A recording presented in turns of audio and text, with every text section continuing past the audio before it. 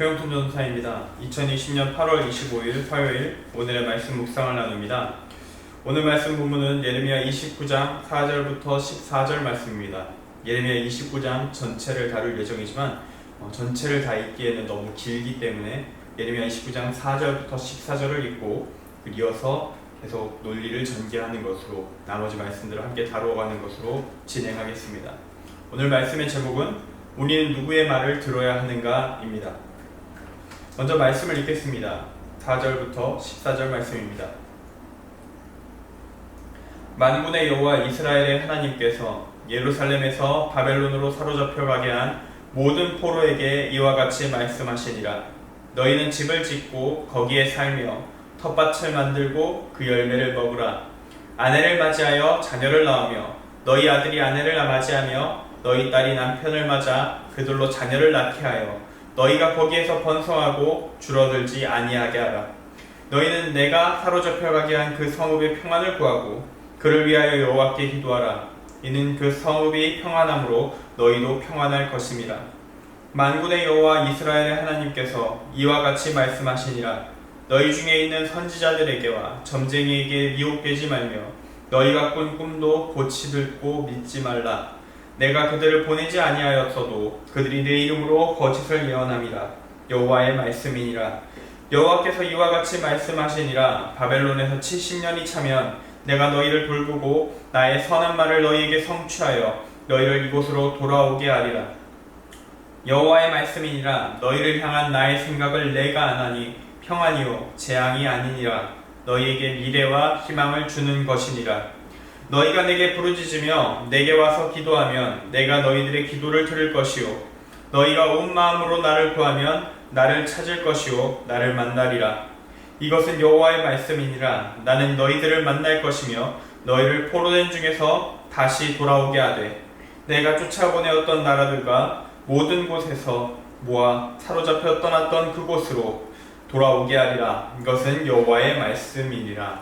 아멘. 오늘의 말씀 예레미야 29장 전체 1절부터 32절의 말씀은 한 선지자 예레미야만의 메시지가 아니라 당대의 선지자라 불리던 다른 사람들, 예레미야의 예언을 부정하던 예레미야의 적들이 던지던 메시지까지 뒤엉켜 있습니다. 그래서 자세히 면밀히 읽지 않으면 우리는 성경을 읽는 것만으로 메시지로 인한 혼란을 겪게 됩니다. 그래서 정확히 어디부터 어디까지가 예레미야의 말인가를 잘 보면서 구분해서 읽어나갈 필요가 있습니다. 일단 가장 먼저 우리가 함께 읽은 본문의 말씀 4절부터 14절 예레미야를 통해 선포된 하나님의 메시지부터 정확히 이해하는 것이 필요합니다. 이 4절 앞쪽에 1절부터 3절은 예레미야 29장의 역사적 배경을 알려줍니다. 남유다가 멸망을 앞두고 있던 시점 열왕기하 24장 8에서 17절을 보면 바벨론 왕 느부갓네살의 침공으로 많은 이들이 포로로 잡혀갑니다. 이때가 정확히는 두 번째로 바벨론의 포로로 끌려간 시점인데요. 이때 오늘 예레미야서에서 여고니아라고 불리고 있는 여호야긴 왕도 함께 잡혀가지요. 이때 예루살렘에 나름 영향 있던 자들 거의 대다수가 상당수가 잡혀갑니다. 유다의 왕 여호야긴 왕의 어머니, 여호야긴 왕의 아내들, 내시들. 참고로 여기서 내시들은 우리가 아는 그 내시가 아닙니다. 율법에 의해서 거세는 금지되어 있기 때문에 그렇습니다. 여기서 내시로 번역된 사람들은 왕의 곁에서 직접적으로 보좌하는 관리들이나 군인들이 될 것입니다. 그리고 백성의 모든 지도자, 용사 10,000명, 모든 장인과 대장장이 거의 사회 기반을 통두리째 뽑아가는 수준의 포로들을 그렇게 끌고 가는 것이죠. 이렇게 모조리 끌고 간다면 거기에 백성의 지도자들이라 분류된 사람들 가운데 장로나 제사장이나 선지자들이 당연히 들어가 있게 됩니다.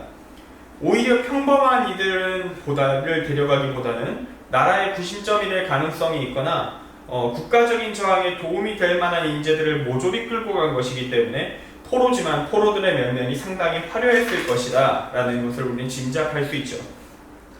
당시 이 포로들은 에스겔 3장 15절 말씀과 발굴되어서 연구되고 있는 바벨론의 문서들을 보면서 우리말 성경 번역에 되면 그발강가라고 되어 있는데 이 니프루 성읍 지역에 정착하였던 것으로 보입니다. 이들은 다른 여러 각국에서 포로로 잡혀온 사람들, 여러 민족들과 함께 그 지역에 머무르면서 바벨론이 아시리아를 제압하고 패권 국가로 올라가던 그런 전쟁이 있었죠. 그런 전쟁 과정 속에서 여러 땅들이 황폐해졌을 것 아닙니까? 그 땅들을 이제 복구하는 작업을 이 포로 공동체에게 맡기는 겁니다. 이 지역은 어느 민족, 이 지역은 어느 민족 하면서 포로 공동체가 그런 부분들을 이제 전후 복구를 하는 작업들을 진행하게 되었는데요. 이러한 포로들에게 예레미야가 편지를 보냅니다. 바벨론의 국가 차원 정책에서 이제 이들이 끌려가서 어찌 보면 임무 수행하고 있는 중이잖아요. 그렇기 때문에 편지가 그냥 막 사적으로 보내지기도 참 어렵습니다. 그래서 공식적인 루트를 통하게 되는데 바벨론에서 다음 때의 남유다 왕으로 시드기야를 세웠습니다. 이 시드기야 왕이 바벨론에 보낸 사절들이 있었고 이 사반의 아들 엘라사와 힐기야의 아들 그마랴 이들의 편을 통해서 지금 오늘 읽은 말씀의 내용 이 편지를 보내게 됩니다. 이 편지의 내용과 그 편지로 인해 이어지게 되는 사건들이 29장에 쭉 펼쳐지게 되는데 여기 가운데서 우리에게 말씀하기를 원하시는 하나님의 뜻 발견할 수 있기를 원합니다. 첫째입니다. 쓴소리라도 하나님의 말씀을 받을 수 있어야 합니다. 예레미야가 하나님의 말씀을 받고 그 내용을 담아서 보낸 편지의 내용은 그다지 어렵진 않습니다. 간단합니다. 포로들에게 집에 일찍 돌아오게 될 것이라는 헛된 희망을 버리고 지금 포로로 잡힌 그 땅에 잘 정착해서 살라는 겁니다. 복귀까지 70년을 약속합니다. 최소한 3대는 여기서 머물며 살게 될 것이다. 그러니까 너희는 3대 머물게 될 거니까 여기서 잘 먹고 잘 살 수 있도록 기반을 닦아라 라고 얘기하는 것이죠. 그리고 그 70년 동안 그들 중에 있는 선지자들과 점쟁이들의 말도 듣지 말고 꿈을 꿨느냐 너희가 꾼 꿈에도 특별한 의미를 두지 말라고 합니다.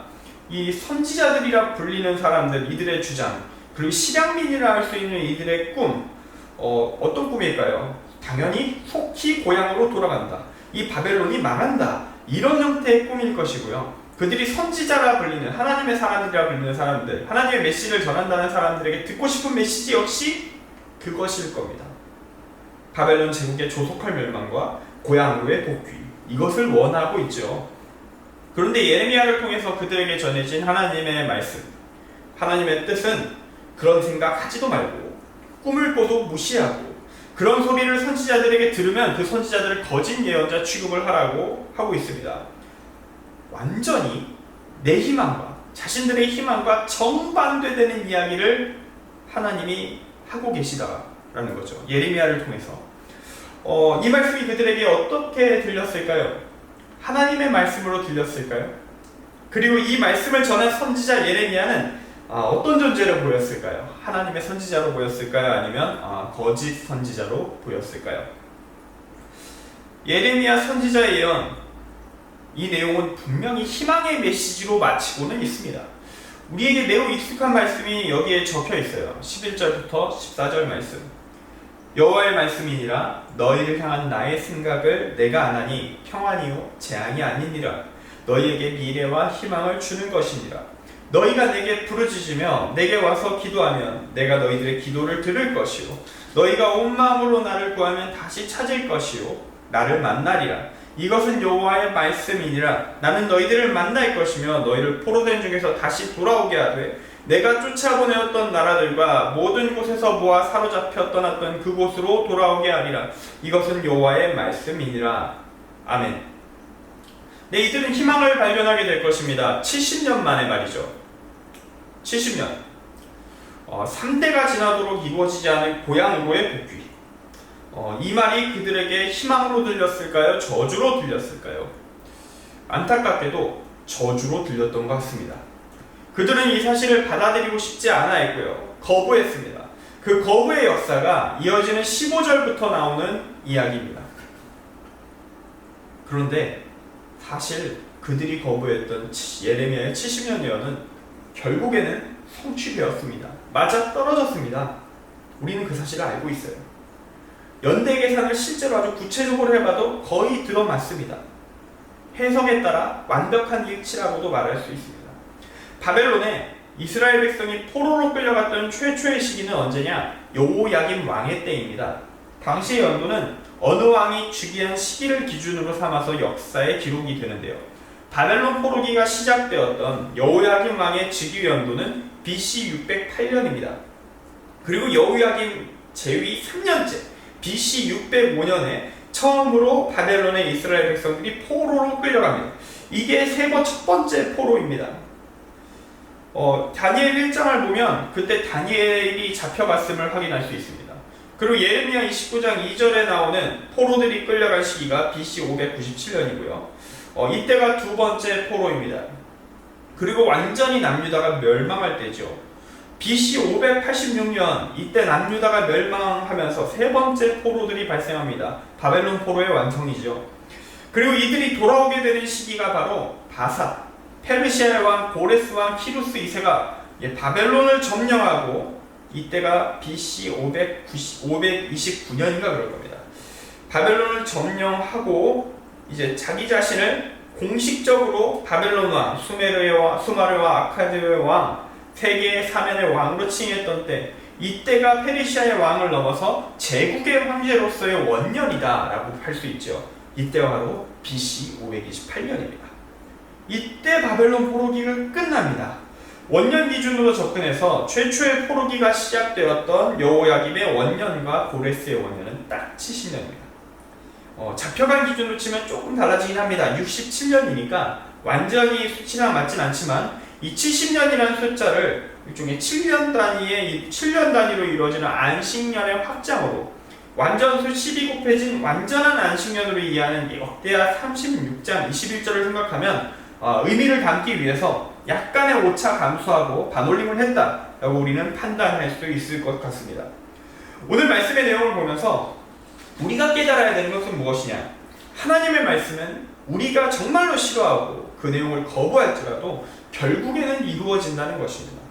우리는 이 사실을 인정할 수 있어야 합니다. 이걸 인정할 수 있는 믿음이 있어야 예레미야 29장 11, 14절 말씀을 저주가 아니라 희망의 메시지로 받아들일 수 있습니다. 그래 70년 회개하면서 버텨보자, 이겨내보자 라고 말할 수 있습니다. 우리에게 고난과 어려움이 닥치면 우리는 그 기간이 어느 정도인지 아는 것이 우리에게 힘이 될 때도 있고 정말 끔찍하게 싫을 정도로 괴로운 일이 될 수도 있습니다. 그러나 그렇다고 포기해서는 안 되는 거죠. 악인이 가득한 땅에서 의인의 길을 걷는다는 것, 그리스도인의 삶은 사실 이런 가시밭길을 기본적으로 전제하고 있는 삶입니다. 특히 그 기한은 사실상 우리가 죽기까지이기 때문에 우리의 생애 끝까지 함께 갑니다. 일제강점기에 우리는 수없이 많은 독립운동가들이 변절하였다는 사실을 확인하게 됩니다. 그들도 한 10년, 20년은 버텼습니다. 근데 30년이 넘어가기 시작하니까 1930년대 중후반을 넘어가면서 이들 중 많은 이들이 독립의 불가능성을 논하면서 현재 타협하기 시작합니다. 그리고 결국 그들이 불가능하다고 여겼었던 그 독립이 이루어져 버렸을 때 어쩌면 끝까지 버텼다면 그들에게 영광스러운 이름, 그러한 이름이 남을 수도 있었을 텐데 지금은 너무나도 많이 더럽혀진 이름이 되었고 그들이 살아남기 위해 남긴 죄악과 그 흔적들은 지금까지도 영향을 미쳐서 끊임없는 갈등의 씨앗이 남기게 되었습니다. 갈등의 씨앗을 남기게 되었습니다. 우리는 그들과 달리 끝까지 버틸 수 있기를 바랍니다. 결국 우리의 신앙이 끝까지 버텨내야 하는 것임을, 죽기까지 나아가야 하는 것임을 기억하길 바랍니다. 빌립보서 2장 5에서 8절 말씀을 읽고 첫 번째 대지를 마치겠습니다. 너희 안에 이 마음을 품으라. 곧 그리스도 예수의 마음이니 그는 근본 하나님의 본체시나 하나님과 동등됨을 취할 것으로 여기지 아니하시고 오히려 자기를 비워 종의 형체를 가지사 사람들과 같이 되셨고 사람의 모양으로 나타나사 자기를 낮추시고 죽기까지 복종하셨으니 곧 십자가에 죽으심이라. 아멘. 둘째입니다. 메시지의 진위를 결정하는 것은 전하는 자의 삶입니다. 오늘 읽은 말씀에서 이어지는 15, 18절 말씀의 내용은 예레미야가 바벨론 포로 공동체에게 전한 메시지를 이 포로 공동체가 최종적으로 거부했다는 사실을 알려주고 있습니다. 15절부터 18절까지 이 내용은 바벨론의 포로로 끌려간 사람들 중에서 선지자라고 불리면서 활동했었던 골라야의 아들 아합과 마아세야의 아들 시드기야가 전한 메시지를 담고 있습니다. 그들은 앞선 1절부터 14절까지의 예레미야의 메시지를 부정하였고요. 하나님께서 자신들에게 바벨론의 멸망에 대한 예언을 주셨다고 주장하였습니다. 그리고 이어지는 19절부터 23절은 다시 이들 포로 공동체에 전하는 예레미야가 전한 하나님의 말씀으로서 앞선 15절부터 18절까지의 내용, 아합과 시드기야가 전한 내용을 거짓 예언이라고 선언하고 그들에게 징벌이 임할 것임을 요청하는 것입니다. 그런데 여기서 우리는 이런 생각을 해볼 수 있습니다. 우리야 지금 성경을 가지고 있고 이때의 역사를 이미 다 보냈고 그 내용을 연구해서 그 당시의 기록들을 정리를 끝낸 사람들인데, 그래서 우리는 예레미야가 옳다는 걸 알 수 있습니다. 그런데 당시에 다른 사람들이 예레미야가 하나님의 선지자인지 똑같이 선지자라고 불리고 주장하고 있는 아합과 시드기야가 참 선지자인지 그 시대 사람들이 어떻게 구별을 할까요? 사실상 불가능하지 않을까요? 단순하게 포로로 끌려갔다는 울분에 휩싸여서 바벨론의 조속한 멸망을 주장하는 아합과 시드기야에게 단체로 홀려버렸다고 보기에는 사람의 지성과 이성을 너무 무시하는 것 같습니다. 그 시대 사람들도 진지하게 고민했을 거고 어느 쪽이 참 선지자인지 구별하는 것이 어려웠을 겁니다. 지금 이 시대에도 누군가의 설교 내용만 듣고 누가 하나님의 목회자인가, 누가 타락한 자인가 구별하기 어렵습니다. 좋은 설교가인데 죄인인 경우도 때로 우리는 발견하게 되니까요. 그러나 다행히도 오늘 말씀은 이들에게 제대로 된 선지자가 누구인지 구별할 수 있는 근거를 제시해주고 있습니다. 하나님께서 예레미야를 통해 그 근거가 무엇인지 포로 공동체에 알려주셨습니다. 그것은 바로 아합과 시드기야, 선지자라 불리는 자들의 범죄, 그것도 공동체를 크게 무너뜨릴 수 있는 큰 범죄로서 십계명을 위반하는 행위, 성범죄, 간음이었습니다. 23절 말씀에 이렇게 적혀 있습니다. 그들이 이스라엘 중에서 어리석게 행하여 그 이웃의 아내와 간음하며 내가 그들에게 명령하지 아니한 거짓을 내 이름으로 말함이라. 나는 알고 있는 자로서 증인이라. 여호와의 말씀이니라. 아멘. 이것이 오늘 예레미야 29장 말씀을 통해 하나님께서 우리에게 주시는 두 번째 메시지인 것입니다. 메신저가 올바른 자인지 구별하는 기준은 말씀의 내용과 전달력, 그 내용 이전에 그의 존재, 그의 삶이 올바른가입니다. 하나님을 제대로 믿고 있는 자가 그의 삶의 모습이 예수를 본받은 모습이 아닐 수는 없습니다. 적어도 그 길을 따라가려고 몸부림치면서 노력하는 자가 명백한 범죄를 저지르는 일도 없을 겁니다. 그렇게 열심히 노력하고 있는 사람이라면 흔들릴지라도 끊임없이 회개하면서 자신을 극단적인 상황까지 놓이기 이전에 다시 올바로 세울 것이기 때문입니다.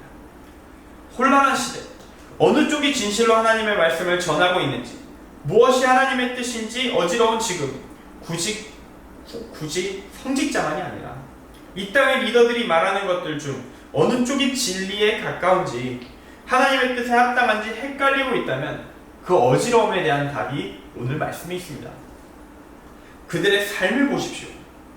그들의 삶이 깨끗한지 더러운지, 선한 자를 지키는지 악한 자를 두둔하는지, 이것을 판단의 기준으로 삼고 기도하면서 수없이 많은 사람들의 주장들, 의견들이 난무하는 이 복잡한 현대사회에서 하나님의 길, 하나님의 뜻을 붙잡고 나아갈 수 있는 저와 여러분이 되길 바랍니다. 셋째입니다. 자신의 주장이 하나님의 말씀을 넘어서지 말아야 합니다. 자신의 주장이 하나님의 말씀을 넘어서지 말아야 합니다. 이어지는 예레미야 29장 24, 28절의 말씀은 느헬람 사람 스마야라는 사람의 주장을 보여주고 있습니다. 그는 제사장들에게 글을 보냈고 예레미야 선지자가 보낸 예언이 잘못된 것 같으니 하나님의 뜻을 대리하는 자라 할 수 있는 제사장으로서 예레미야를 치리하라고 이야기합니다.